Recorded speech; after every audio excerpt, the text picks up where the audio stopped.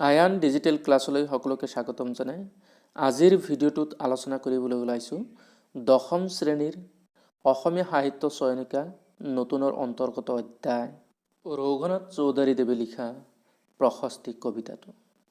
প্ৰশস্তি কবিতাটো আলোচনা কৰাৰ আগতে আমি ৰঘুনাথ চৌধুৰীদেৱৰ বিষয়ে কিছু কথা আমি জানি লওঁ।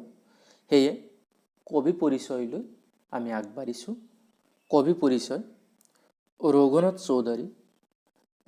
চৌধুৰীদেৱৰ জন্ম হয় 1879 চনত বৰ্তমান নলবাৰী জিলাৰ মকলমুৱাৰ ওচৰত লাওপাৰা গাঁও। তেখেতৰ পিতৃৰ নাম আছিল ভোলানাথ চৌধুৰী।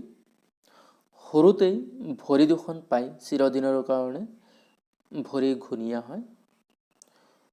ঘৰুৱা অসুবিধাৰ কাৰণে সম্পৰ্কীয় ককাইক এজনে শিশু ৰঘুনাথ চৌধুৰীক গুৱাহাটীলৈ লৈ আহি বিদ্যালয়ত নামভৰ্তি কৰি দিয়ে।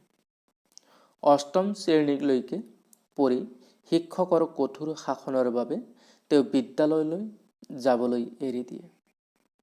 ঘৰতে সংস্কৃত আৰু বাংলা কাব্য সাহিত্য অধ্যয়ন কৰিবলৈ লয়। পিছত কেইবছৰমান শিক্ষকতা কৰে। শেষত খেতি বাতি কৰিবলৈ লয় আৰু তাৰ লগে লগে সাহিত্য সেৱাও কৰি থাকে।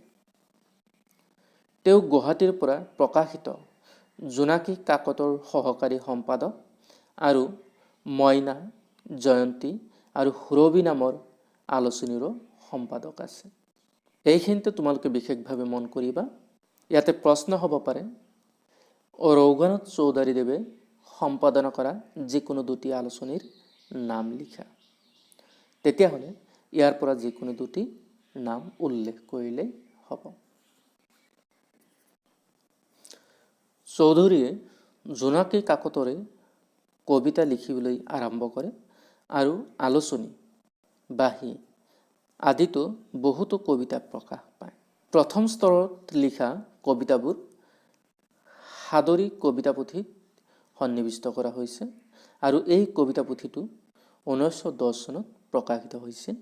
ইয়াৰ পিছত ক্ৰমে কেতেকী 1918 চনত প্ৰকাশ পাইছিলে, কাৰবালা 1923 চনত প্ৰকাশ পাইছিলে, দহিকতৰা 1931 চনত, নৱমল্লিকা 1958 চনত আৰু মৰণোত্তৰ কালত মনাই বৰাগী কবিতা তথা পাছতীয়া নামে গল্পৰ পুথি প্ৰকাশ পায়। চৰাইক বিষয়বস্তু হিচাপে লৈ বহুতো কবিতা লিখিছিল বাবে তেওঁক বিহগী কবি আখ্যা দিয়া হৈছে। তেওঁ 1935 চনত তেজপুৰত অনুষ্ঠিত হোৱা অসম সাহিত্য সভাৰ অধিৱেশনৰ সভাপতি আছে। এইখিনিতে ছাত্ৰ ছাত্ৰীসকল তোমালোকে মন কৰিবা, পৰীক্ষাত প্ৰশ্ন আহিব পাৰে, ৰঘুনাথ চৌধুৰীদেৱে লিখা যিকোনো দুটি কবিতা পুথিৰ নাম উল্লেখ কৰা। তেতিয়াহ'লে ইয়াৰ পৰা যিকোনো দুটি কবিতা পুথিৰ নাম উল্লেখ কৰিলেই হ'ব। নাইবা এনেকৈ প্ৰশ্ন আহিব পাৰে, ৰঘুনাথ চৌধুৰীদেৱে লিখা প্ৰথম স্তৰৰ কবিতাবোৰ কোনখন কবিতা পুথিত সন্নিৱিষ্ট কৰা হৈছিল? তেতিয়াহ'লে উত্তৰত লিখিবা সাদৰী কবিতা পুথিত। নাইবা এনেকৈ প্ৰশ্ন আহিব পাৰে, নৱমল্লিকা কাৰ ৰচনা? তেতিয়াহ'লে উত্তৰত লিখিবা নৱমল্লিকা ৰঘুনাথ চৌধুৰীদেৱে লিখা কবিতা পুথি।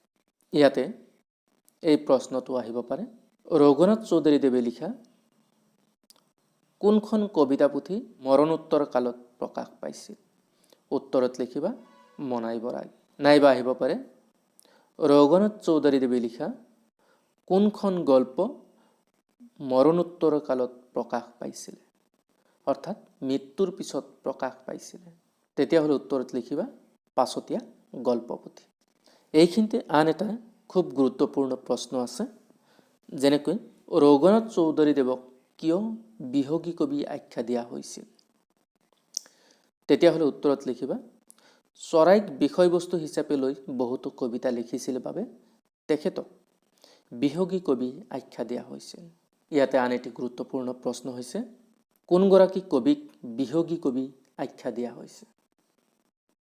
তেতিয়াহ'লে উত্তৰত লিখিবা ৰঘুনাথ চৌধুৰীদেৱক বিহগী কবি বুলি আখ্যা দিয়া হৈছে।